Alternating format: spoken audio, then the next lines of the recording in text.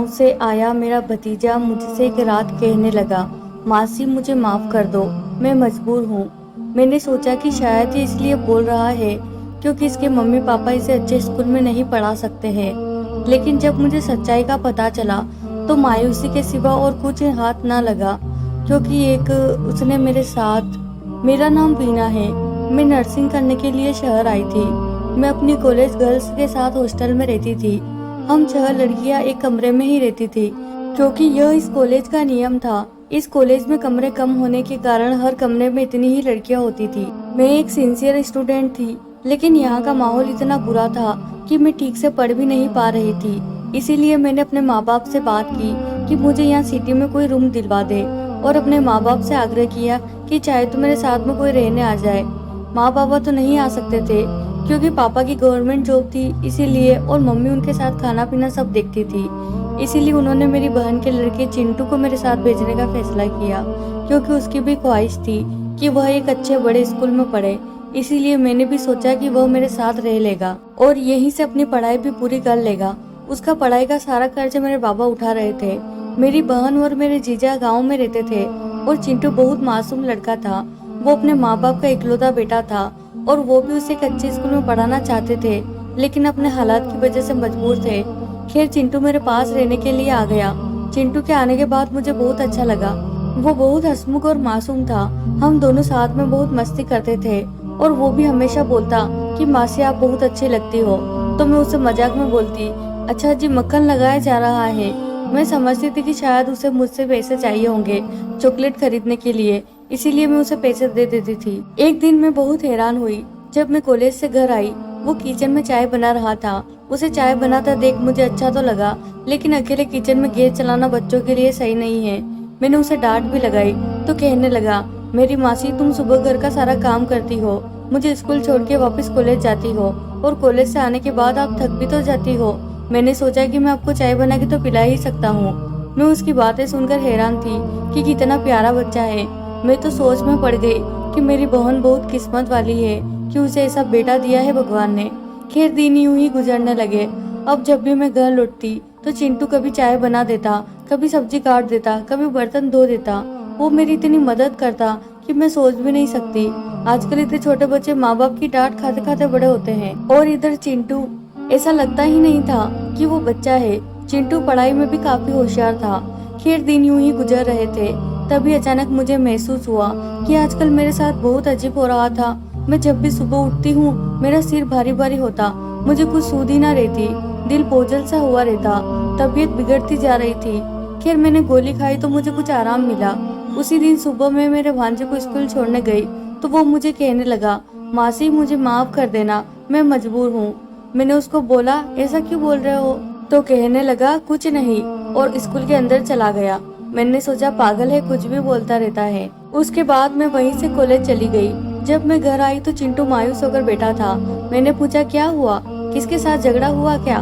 तो कहने लगा, मासी मुझे माफ कर दो। मैं हैरान थी, ये दूसरी बार था जो वो बोल रहा था। मैंने उससे वजह पूछी तो बोलने लगा, ऐसे ही बोल रहा हूँ। दूसरी बार उसने बोला तो मुझे थोड़ा शक हुआ। फिर मैंने अपने गाँव में अपनी बहन को फोन किया और उसे सब कुछ बताया कि चिंटू ऐसे बोल रहा है। तो मेरी बहन ने बोला कि वो तो पागल है, कुछ भी बोलता है, तुम उसकी बातों पर ध्यान मत दो, वो जरूर तुम्हें छेड़ रहा होगा। मैंने भी सोचा कि शायद मैं ही ज्यादा सोच रही हूँ। रात को खाना खाने के बाद मुझे ऐसी नींद आई कि सुबह आँख खुली, और आज भी मेरी तबीयत बहुत बिगड़ी हुई थी। मेरी टांगे इतना दर्द कर रही थी, समझ ही नहीं आ रहा था। लेकिन अगले दिन दोबारा वही सब उसने दोबारा बोला तो मैं हैरान रह गई कि बार बार ऐसा क्यों बोल रहा है।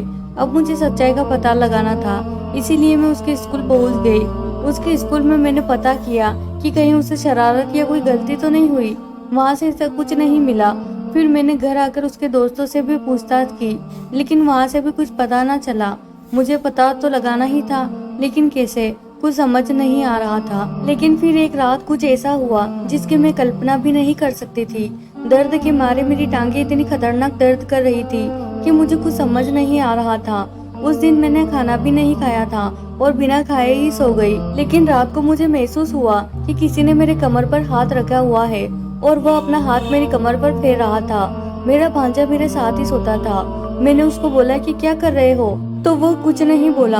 मैंने खाना नहीं खाया था, इसीलिए मेरी नींद खुल गई, वरना तो मुझे रोज ऐसी नींद आती थी जो सीधे सुबह ही खुलती थी।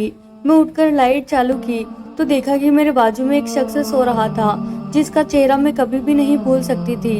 वह रमेश था, जो मेरे कॉलेज में मेरे साथ पढ़ता था।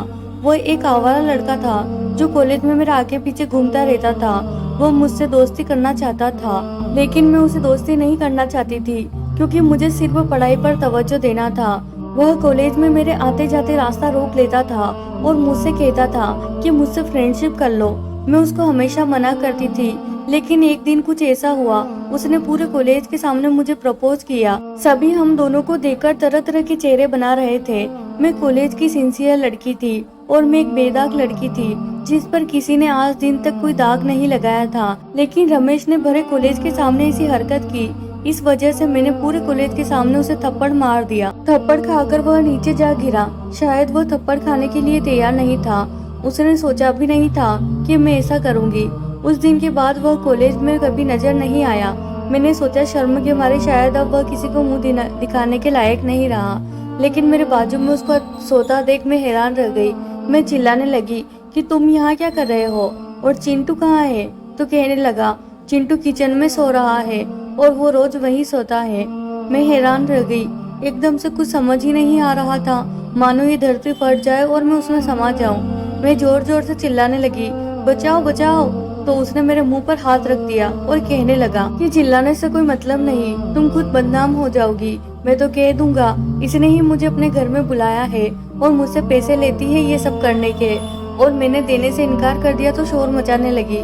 वो कहने लगा, मेरी बात सुनो, मैं तुम्हें हकीकत बताता हूँ। मुझे तुमसे बदला लेना था और मैंने तुम्हारे भांजे के जरिए अपना बदला पूरा किया है। उसने मुझे सारी बात बताई कि मैं तुमसे बहुत पहले ही बदला लेना चाहता था, लेकिन तुम कॉलेज की लड़कियों के साथ में रहती थी, इसीलिए वहाँ तो मुझे मौका नहीं मिला। लेकिन जब तुम अलग से रूम लेकर रहने लगी तो मैं तुम तक पहुँचना चाहता था, और अलग रूम लेने की वजह से मेरा तुमसे बदला लेना और भी आसान हो गया था। इसीलिए मैंने तुम्हारे भांजे को फंसाया। वह एक दिन जब स्कूल से घर लौट रहा था, तब मैंने उसको बोला कि मैं तुम्हारी मासी से प्यार करता हूँ कि और तुम्हारी मासी भी मुझसे प्यार करती है, और मैंने उसको बोला कि तुम मेरी मदद करोगे तो मैं रोज तुम्हें चॉकलेट खिलाऊंगा और जो तुम बोलोगे वहाँ घुमाऊंगा। तुम्हारा भांजा बहुत आसानी से मेरी जाल में फंस गया था। मैंने उसको नींद की दवाई दी। वह रोज तुम्हारे खाने पीने की चीजों में नींद की दवाई मिला देता था, जिसकी वजह से तुम रात भर सोई रहती थी और मैं यहाँ। इससे आगे तो तुम समझ सकती हो यहाँ और क्या हुआ होगा। मुझे समझ नहीं आ रहा था अब मैं क्या करूं। रमेश मुझसे कहने लगा कि मैं तुम्हारे साथ वह सब करना चाहता था और मेरी ख्वाहिश पूरी हो गई है, पर मैं जैसा भी हूँ मैं अभी भी तुम्हें अपनाने के लिए तैयार हूँ। मैंने तुमसे बदला लेने का सोचा था और मैं बदला लेने के लिए तुम्हारे घर तक आया था। वह भी बच्चा था और बच्चों के वो बहला फुसला कर कुछ भी काम करवाना रमेश के लिए बहुत आसान था। खैर अब मैंने अपने माँ बाप को सारी सच्चाई बता दी। मेरे माँ बाप रमेश से मिलने आए तो रमेश ने उनको ऐसी ऐसी बातें कही कि मेरे माँ बाप रमेश के साथ मेरा रिश्ता करने के लिए तैयार हो गए। उसके बाद मेरे माँ बाप ने मेरी शादी रमेश से करवा दी, लेकिन मुझे रमेश जितना आवारा लड़का लगता था। उसके साथ रहने के बाद मुझे पता चला कि वो बहुत ही अच्छा लड़का था। वो मेरा बहुत ख्याल रखता है और मैं उसके साथ एक खुशहाल जिंदगी गुजार रही हूँ। तो प्यारे दोस्तों, ये थी हमारी आज की कहानी। प्यारे दोस्तों, वीडियो पसंद आए तो वीडियो को जरूर लाइक कीजिए और चैनल को सब्सक्राइब करना बिल्कुल ना भूलें। मिलते हैं अगली वीडियो में, तब तक के लिए बाय बाय।